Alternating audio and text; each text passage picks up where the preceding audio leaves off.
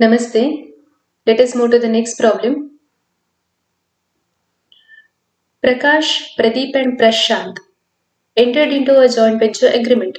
According to the terms of agreement, Prakash is to supervise the overall working of the venture and a separate set of book is kept for record keeping.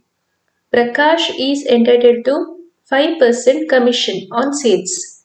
Pradeep and Prashant, okay, these two contributed rupees to 14,000 each. So that is the capital. Goods are purchased from Pragati. See, Pragati is not a partner or not a co-venturer, so outside party.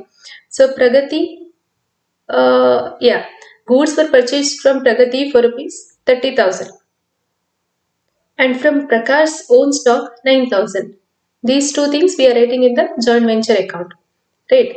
An expenditure of rupees 2,900 is incurred for the joint venture. Joint bank account we are writing, right? In the joint venture account. All the goods were sold for rupees 52,000. So cash sales. The accounts of venture are settled and closed. Prepare necessary ledger accounts. So the first thing we are preparing joint venture account. As you know, debit side all the expenses, credit side all the income. Expenses. See, from external party, from a supplier we purchased the goods worth rupees 30,000 to Pragati's account 30,000. This is the goods. From Prakash we purchased the goods worth rupees 9,000 to Prakash. Then other expenses to joint bank account, right? And there is commission. What is the total sales? 52,000 into 5%. So Prakash is entitled to get the commission. So this is an expense for the business. Okay. What is the income? They received the cash price for the venture. That is 52,000. That is the sales price. 52,000. Now total 52,000 both the sides. Balancing figure will be 7,500. It is distributed equally. If they haven't given any ratio, it should be distributed equally. 1 is to 1 is to 1. 1 by 3 for all the three. Okay, then let us prepare Prakash's account. What is Prakash's account? Which are the things Prakash has done for the business?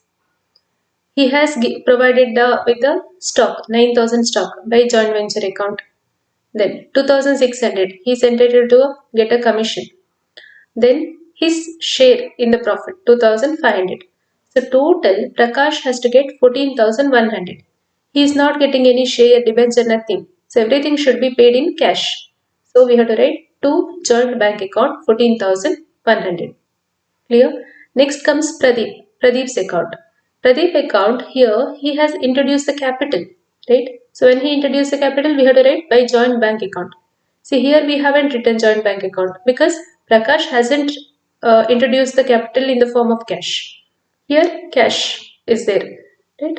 It is deposited into the bank account. So by joint bank account, this is the capital introduced and his share in the profit 2,500.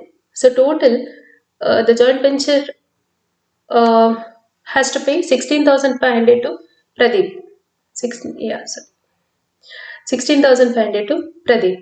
So it is making the payment to joint bank account 16,500. Next, Prashant.